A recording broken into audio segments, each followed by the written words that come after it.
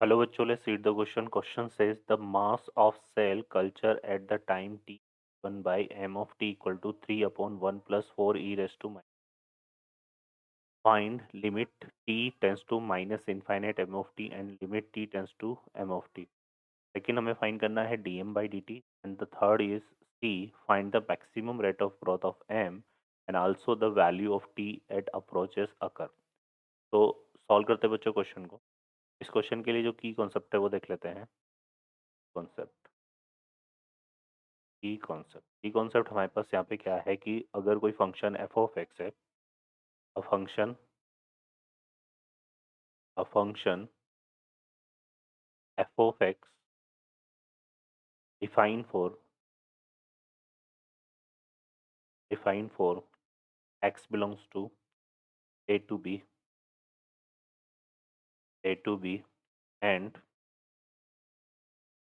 Derivative of function is greater than zero, then f of x then f of x belongs to f of a comma f of b. ठीक है. तो ये हमारे पास तरीका होता है किसी फंक्शन को कि रिगार्डिंग अगर उस फंक्शन का डेरिवेटिव ग्रेटर देन जीरो है तो उसके लिए जो वैल्यू ऑफ फंक्शन होगा वो इस तरह से लाएगा. ठीक है बच्चों, सॉल्व करते हैं क्वेश्चन को. इस क्वेश्चन में देखिए यहाँ पे हमें एक फंक्शन गिवन है m of t equal to 3/1 + 4 e raise to minus. ठीक है, ये गिवन है और हमें क्या फाइंड करना है इसके लिए. एक तो limit t tends to minus infinite 3/1 + 4 e raise to minus. देखिए, ये हम बता है कि टी टेंस टू इनफाइनाइट पर ई रेस टू माइनस टी जो है वो टेंस करेगा कहाँ, जीरो की तरफ. ठीक है बच्चों, तो यहाँ पे माइनस इनफाइनाइट पे ई रेस टू इनफाइनाइट बन रहा है तो पहले हम इसको क्या करते हैं, ई रेस टू माइनस इनफाइनाइट को 1/ई रेस टू टी लिखते हैं. तो ये हमारा कुछ इस तरह से आएगा. लिमिट यहाँ पे हो गया t tends to minus infinite, ये हो जाएगा 3 e raise to t upon e raise to t plus 4. है ना, मैंने इसको 1/ई रेस टू टी लिख करके एलसीएम ले लिया, सॉल्व कर लिया, तो ये आ जाएगा. अब जब t tends to infinite apply करेंगे तो ये ई रेस टू टी जो है ना, टी रेस टू इनफाइनाइट पर ई रेस टू माइनस टी होता है, या फिर हम ये भी बोल सकते हैं कि t tends to minus infinite पे ई रेस टू टी कहाँ टेंस करेगा, जीरो. ठीक है, तो ये जीरो हो जाएगा, जीरो अपॉन ये रिजल्ट आएगा तो ये रिजल्ट हमारा क्या हो जाएगा, जीरो. ठीक है, तो ये आ जाएगा जीरो. तो यहाँ से हम बोल सकते हैं कि limit t tends to minus infinite t tends to minus infinite m of t zero होगा. ठीक है बच्चों, सेकेंड हम बात करें यहाँ पे तो हमें बात करनी है limit t tends to infinite m of t की. है ना, तो इसको अगर डिफाइन करेंगे तो इसको क्या लिख सकते हैं, limit t tends to infinite 3/1 + 4 e raise to minus t है. अब जब यहाँ टेंस टू इनफाइनाइट अप्लाई करेंगे तो e raise to minus infinite सीधे जीरो जाएगा, तो ये आएगा 3/1 + 0. है ना, ये क्या बनेगा 3/1 + 0. तो ये इक्वल टू कितना आएगा, 3. ठीक है बच्चों, तो ये हो गया हमारे पास. तो ये तो फर्स्ट पार्ट कंप्लीट हो गया. है ना, कि इसमें एक तो क्या आ गया, limit t tends to infinite m of t, ये तो आ गया हमारा कितना, 3. है ना, और ये जो है ये आ गया ज़ीरो. तो ये दो चीज़ें हमें फर्स्ट पार्ट में फाइंड आउट करनी थी. ठीक है बच्चों, ये हमने कर ली. अब आते हैं सेकंड पार्ट पे. सेकंड पार्ट में उससे हमने क्या पूछा है, डीएम अपॉन डी टी. ठीक है, तो ठीक है, बी पार्ट करते हैं यहाँ पे सॉल्व. तो बी पार्ट में देखिए हमें क्या निकालना है, बी पार्ट पर हमें निकालना है d m upon d t. तो ये हो जाएगा equal to d by d t. यहाँ से क्या है हमारे पास, 3/1 ई रेस टू माइनस. तो डिफ्रेंशिएट करेंगे तो देखो 1/x का डिफ्रेंशिएशन क्या होता है, -1/x². तो पहले तो ये आएगा -3/1 + 4 e raise to minus t का होल स्क्वायर.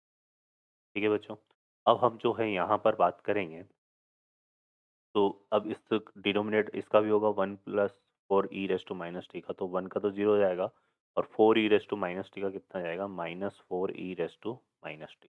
तो इसका डिफरेंशिएशन बनेगा तो 3 4 जा कितना हो गया बच्चों, 12. यहाँ पे और नेगेटिव नेगेटिव पॉजिटिव जाएगा तो e raise 12 e raise to minus t upon 1 + 4 e raise to minus t का क्या आ जाएगा, होल स्क्वायर. ठीक है, तो ये हमने क्या फाइंड आउट कर लिया, d m by d t. Clear है। अब d m by d t हमें निकालना था, तो ये हमारा सेकंड का बी पार्ट का क्या हो गया, आंसर हो जाएगा। ठीक है। अब आते हैं थर्ड पार्ट पे, मतलब सी सी वाला भाग है, सी वाला पार्ट है इसमें। सी वाले पार्ट में क्या बोल रहा है कि find the maximum rate of growth of M and also value of t at which the occur. अब इसके लिए देखो सिंपली ज़्यादा हमें कुछ करना नहीं है। ये जो हमने d m by d t निकाला है, इसको अगर हम ढंग से ऑब्जर्व करें, 12 e minus t upon 1 + 4 e−t का होल स्क्वायर। तो यहाँ से हम ये क्लियरली बोल सकते हैं कि जो e−t है, ये क्या होता है, ग्रेटर देन जीरो होता है for all the t belongs to r के लिए, है ना। तो ये इसका न्यूमरेटर भी पॉजिटिव है और डिनोमिनेटर भी पॉजिटिव है। तो हम ये बोल सकते हैं कि d m by d t is greater than zero for all t belongs to. ठीक है। अब ये t बिलोंग्स टू r है और t के लिए हमें अगर देखें यहाँ से, तो ये जो फंक्शन था हमारे पास m ऑफ t, है ना, इसके लिए अगर देखें तो यहाँ पे t किसको बिलोंग कर रहा है, t बिलोंग कर रहा है r को, मतलब t is the belongs to minus infinite to infinite. ठीक है। हमें क्या चाहिए यहाँ पे, इसके लिए इसके लिए हमें क्या चाहिए, मैक्सिमम रेट ऑफ ग्रोथ चाहिए। और मैंने आपको बताया था कि अगर कोई फंक्शन इस तरह से और उसका डेरिवेटिव ऑलवेज पॉजिटिव हो जाए, तो उसकी जो मैक्सिमम वैल्यू होगी वो उसके लास्ट पॉइंट पे लाई करेगी। लास्ट पॉइंट यहाँ पर हमारे पास क्या है, वो है इनफाइनाइट, है ना। तो यहाँ पे जो मैक्सिमम ग्रोथ अगर मुझे निकालनी है, मैक्सिमम ग्रोथ, ठीक है, मैक्सिमम क्या, सॉरी क्या निकालनी है, हाँ मैक्सिमम, हमें मैक्सिमम रेट ऑफ ग्रोथ हमें निकाल, ठीक है, क्या निकालनी है हमें, मैक्सिमम रेट ऑफ ग्रोथ। तो maximum rate of growth find out करने के लिए हम क्या हो जाएगी वो हमारे पास, वो हो जाएगी, इसका लास्ट पॉइंट क्या है, तो वो आ जाएगा limit t tends to infinite m of t. ठीक है बच्चों, क्लियर है। और जो कि हमने फाइंड आउट कर रखा है फर्स्ट पार्ट में, कितना आया था, 3, तो ये आ जाएगा 3। ठीक है। तो यहाँ पे हम ये बोल सकते हैं कि जो इसकी maximum maximum rate of growth होगी, वो होगी कितनी, 3, है ना। क्लियर है। पर इसने मेजरमेंट दे रखा है हमें। ठीक है। तो ये हो जाएगी मैक्सिमम ग्रोथ। और हम बात करें यहाँ पे, तो ये लाई करेगी, it is lie at, it's lie at t tends to infinite. तो ये हमारा इसका आंसर बनेगा। ओके बच्चों, ये तीनों पार्ट हमने यहाँ पे सॉल्व कर लिए। I hope you understand well. Best of luck. Thank you.